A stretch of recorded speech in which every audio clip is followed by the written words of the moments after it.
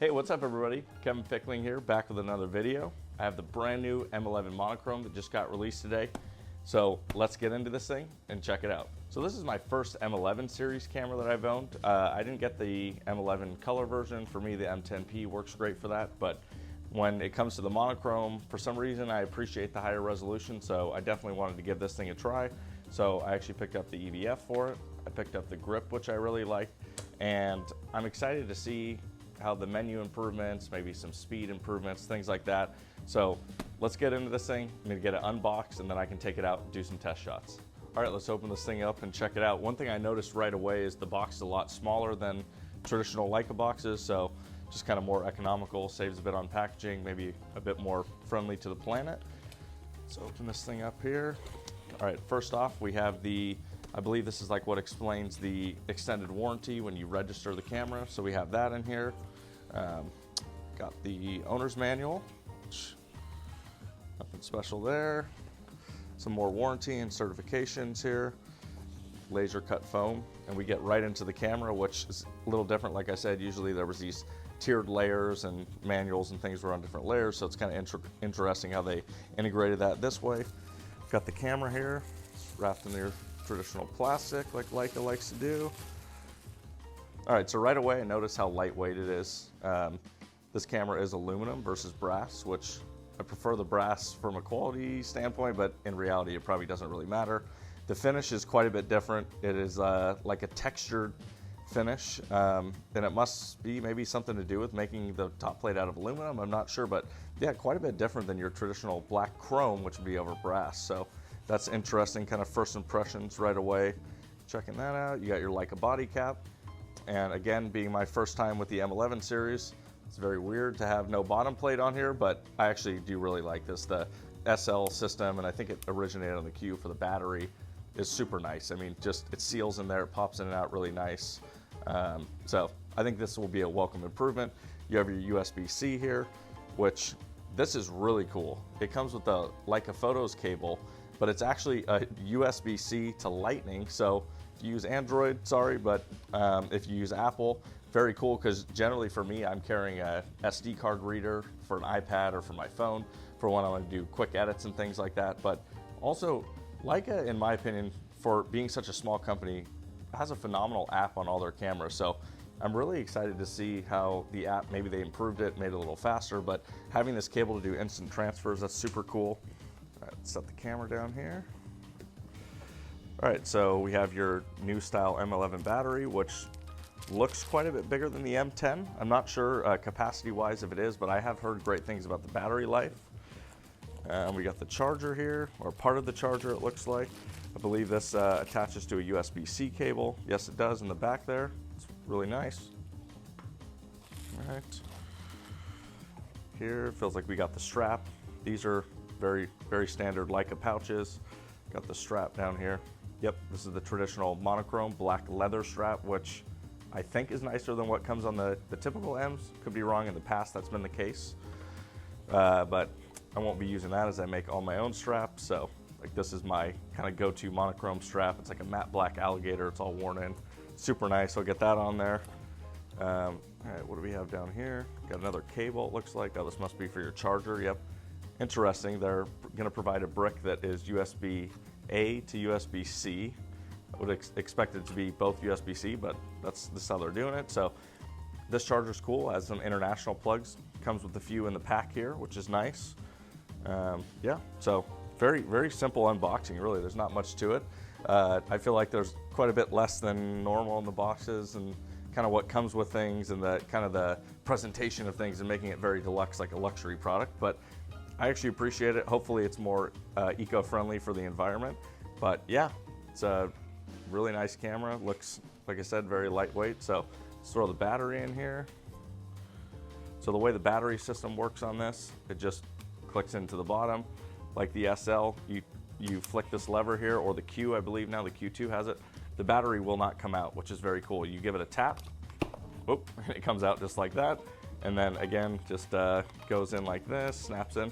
What's really cool, we have a USB-C cable here, or plug for USB-C cable, so you can do those transfers. I believe you can charge the battery through here as well.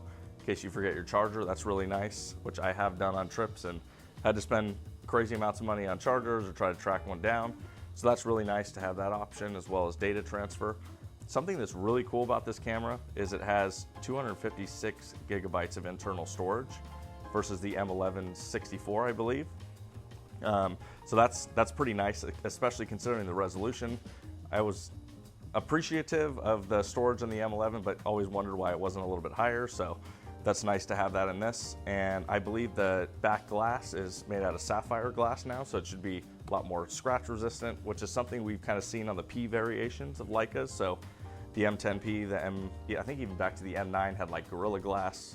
So screen improvement. So I kind of wonder if the internal storage, the screen like that, this might be some stuff that we're going to see on the M11P eventually if that ever comes out. So I would assume this is kind of going to be a good forecast to that camera.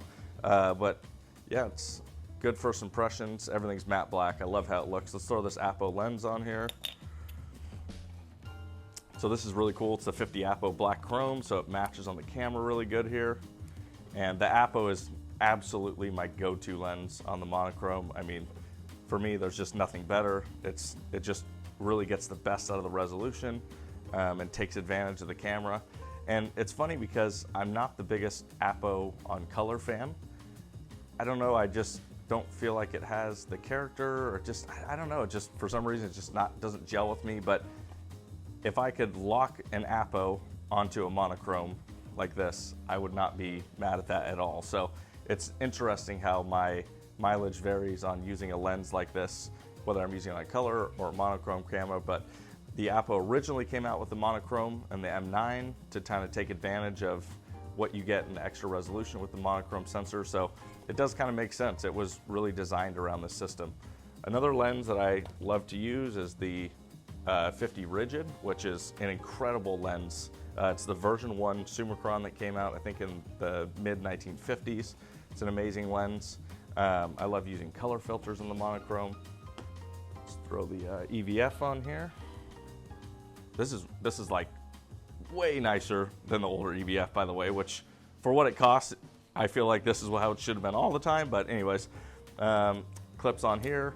It's all metal, which is really nice. It tilts like before, but what's cool is that it kind of locks into place where the other one would just kind of be loose. So you have like 1, 2, 3, 4, like kind of 5 positions. And of course you could hold it in between, but it's kind of nice that that locks in place. So that's really nice. Feels good. Something that's odd again is I'm used to taking the bottom plate off to put the grip on, but this one, it just goes right on. This grip is like way improved over the previous generation grips, which is very cool. Again, for the price, it's good to see.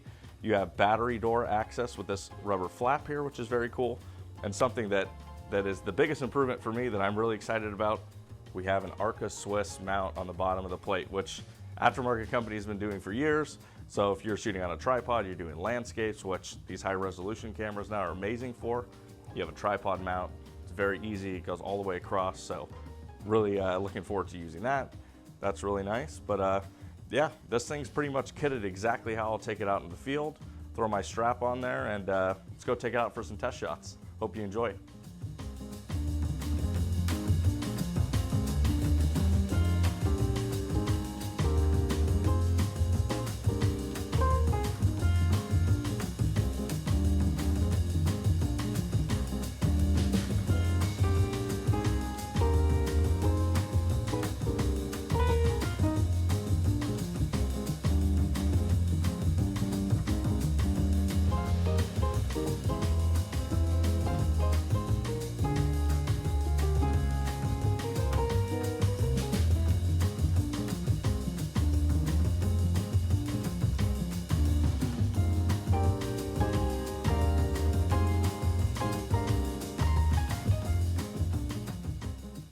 All right, so just went out for a few hours. Didn't want to take too much time to get this video out for you guys today, but yeah, first impressions are a very snappy camera. The EVF experience on this is a massive improvement over the M10, which has quite a bit of a lag between whether you're using the screen or the EVF here. from when you have the live view activated, you're ready to take a photo, you press the shutter, there's a bit of a slow delay. And for me, the amazing thing about an M is when you're not using the live view generally, is how fast it is. When you press the shutter, the camera takes a photo. There's no analyzing anything or taking time. It just instantly takes the photo. So it really lends itself to photojournalism or fast-paced, fast-moving things, minus the focusing. But I do a lot of zone focusing. So even with the Apo, I'm at f2, wide open, zone focusing.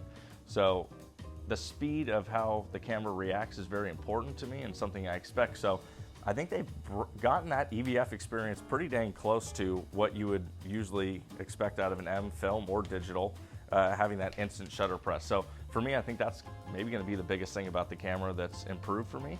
The EVF, higher resolution, it's really nice to look through. Diopter, I think, is a little more recessed here, and overall, the quality of this compared to this plastic, which not a fan of for the price, having it out of aluminum, just a way more high quality unit, so that's really nice. That's kind of my first impression of that. The grip feels very similar in feel, but again, has that Arca Swiss mount, which is really cool. The button layout took a little bit of getting used to. They're kind of laid out differently, but they do similar things. The menu system was really cool because now it's basically mimicking what I have on my SL2S.